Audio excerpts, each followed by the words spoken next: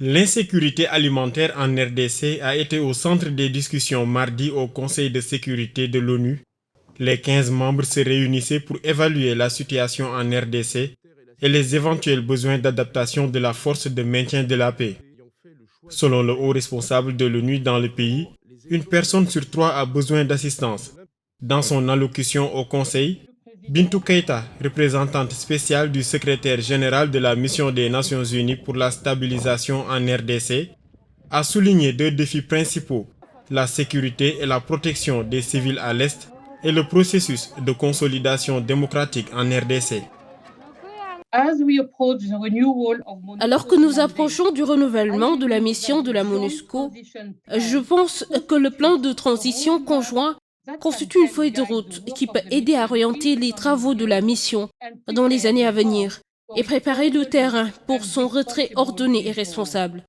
Cela ne doit pas occulter le fait qu'il reste encore beaucoup à faire pour faire taire les armes dans les provinces de l'Est, favoriser le dialogue politique nécessaire pour ouvrir la voie à des élections crédibles et transparentes en 2023 et soutenir le renforcement à long terme des institutions du pays.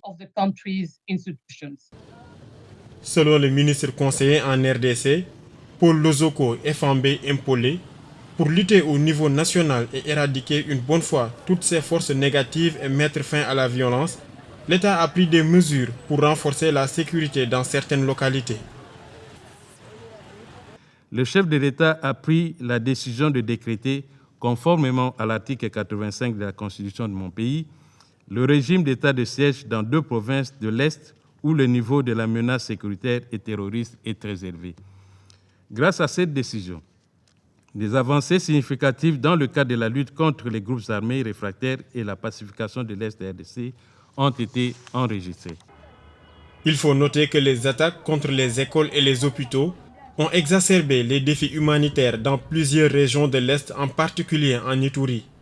Avec plus de 5 millions de personnes déplacées à l'intérieur du pays, la République démocratique du Congo compte le plus grand nombre de personnes déplacées à l'intérieur du continent.